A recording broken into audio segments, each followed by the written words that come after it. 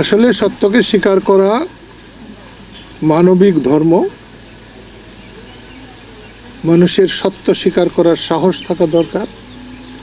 সত্যের চেয়ে স্পষ্ট বা বড় কোনো কিছু নেই। আজকে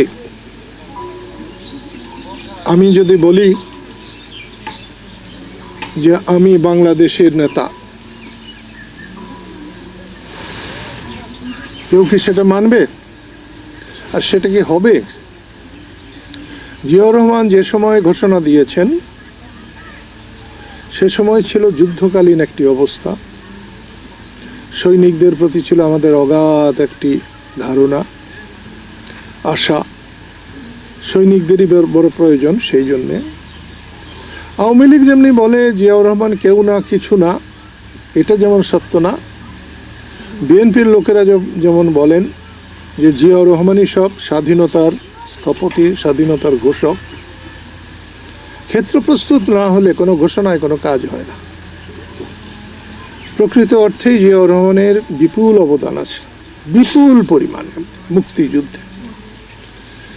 বঙ্গবন্ধুর পক্ষে তার ঘোষণা সেই সময় জাতিকে উদ্বেলিত করেছিল, উদ্বুদ্ধ করেছিল।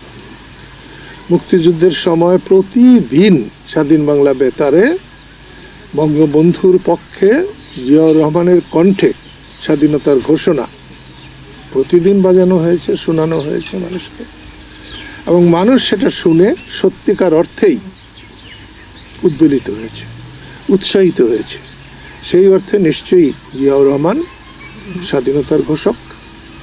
যেমনি রেডিও, টিভিতে, নানান অনুষ্ঠানে অহরহ মানুষ ঘোষণা করে, সেই অর্থে জিয়াউর রহমান অবশ্যই ঘোষক।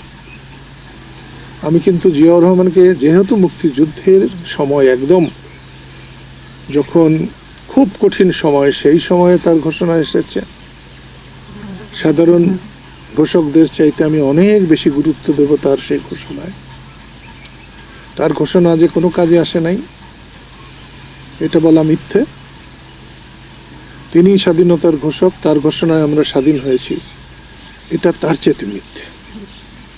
কিন্তু জিয়াউর রহমানের সেই কণ্ঠে ঘোষণা জাতিকে উদ্বেলিত করেছে, স্বাধীনতায় কাজে লেগেছে।